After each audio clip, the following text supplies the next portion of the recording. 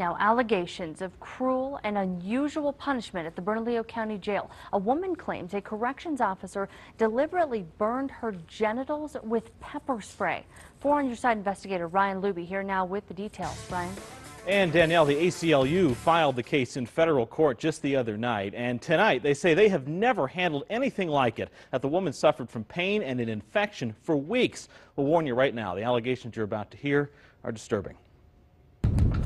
We live in the country we do to enjoy its freedoms and protections, but at the Metropolitan Detention Center, the ACLU wants to prove an officer here took her freedoms too far. And it's tantamount to torture. Executive Director Peter Simonson says his staff has been building the case since November of 2011.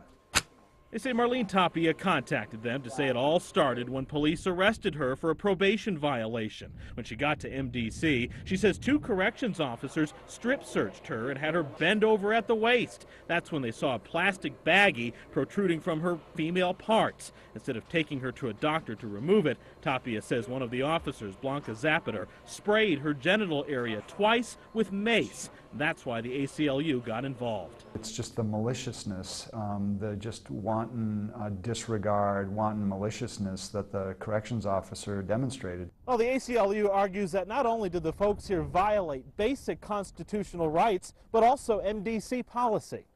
It states that chemical agents are only used when there is a threat to safety of staff or inmates. Our client did not resist the corrections officer. She didn't give them fight. Simonson says his staff will work the case not for compensation, because they never do, but to make sure our freedoms and protections apply to everybody, even people in jail. We do it so that we can ensure that these sorts of things don't happen to another person.